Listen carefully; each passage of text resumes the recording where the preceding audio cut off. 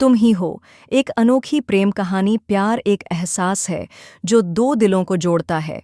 यह सिर्फ एक शब्द नहीं बल्कि एक पूरी दुनिया होती है जिसमें भावनाएं, सपने और वादे होते हैं। यह कहानी है आरव और अनाया की, जो प्यार के मायने को एक नई परिभाषा देते हैं। उनकी कहानी में दोस्ती, मोहब्बत, दूरियां और फिर मिलन का खूबसूरत संगम है। दिल्ली की ठंडी सुबह थी। हल्की हल्की ठंडी हवा चल रही थी और सूरज की पहली किरणें शहर को रोशन कर रही थीं। आरव अपने दोस्त की शादी में शामिल होने के लिए जयपुर से दिल्ली आया था। शादी का फंक्शन एक बड़े होटल में था, जहां चारों तरफ रौनक थी। संगीत सेरेमनी में जब मंच पर डांस परफॉर्मेंस चल रही थी, तभी आरव की नज़रें एक लड़की पर जाकर ठहर गईं। लाल साड़ी में वह लड़की किसी परी से कम नहीं लग रही थी। उसकी मुस्कान में एक अजीब सा जादू था जो किसी को भी अपनी ओर खींच सकती थी। आरव ने अपने दोस्त से पूछा, ये कौन है? दोस्त मुस्कुराते हुए बोला, ये अनाया है, मेरी मंगेतर की बेस्ट फ्रेंड। बहुत ही सिंपल और डाउन टू अर्थ लड़की है। आरव को पहली नज़र में ही अनाया पसंद आ गई थी, लेकिन यह सिर्फ एक शुरुआत थी।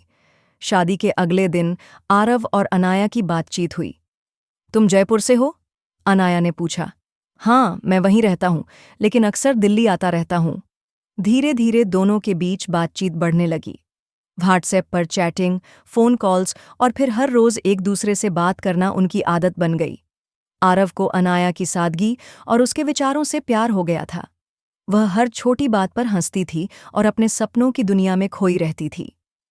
तुम्हारा सबसे बड़ा सपना क्या है? एक दिन आरव ने पूछा।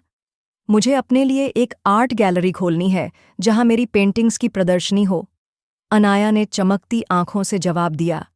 आरव को उसकी आंखों में अपने सपनों के लिए जलती हुई रोशनी दिखी। वह जान गया था कि वह इस लड़की से प्यार करने लगा है। एक दिन आरव ने अनाया को जयपुर घूमने के लिए बुलाया। अनाया आई और वे पूरे दिन जयपुर की गलियों में घूमते रहे। हवा महल, आमेर का किला, जल महल, हर जगह उनकी हंसी गूंज रही थी।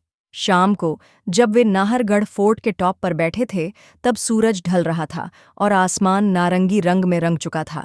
आरव ने गहरी सांस ली और कहा, अनाया, मैं तुमसे कुछ कहना चाहता हूँ।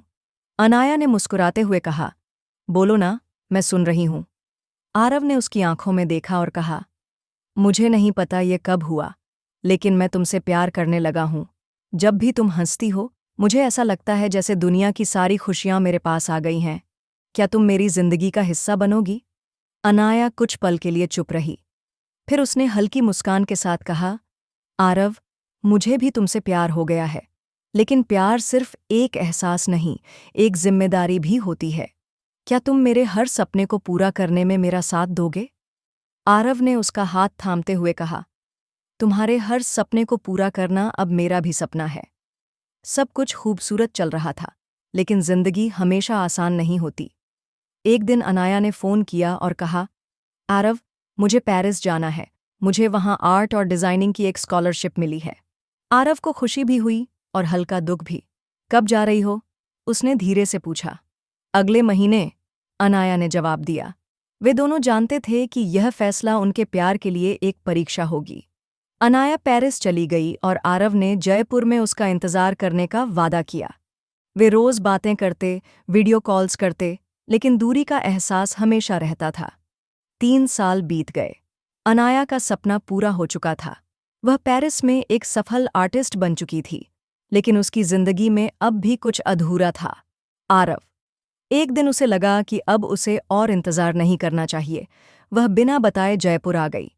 आरव उस समय अपनी किताबों की दुकान में बैठा था जब किसी ने धीरे से कहा, क्या मुझे एक किताब मिल सकती है? आरव ने सिर उठाया और सामने अनाया को देखकर चौंक गया। अनाया, उसने खुश होकर कहा, हाँ, मैं वापस आ गई हूँ। क्या अब भी मुझसे प्यार करते हो?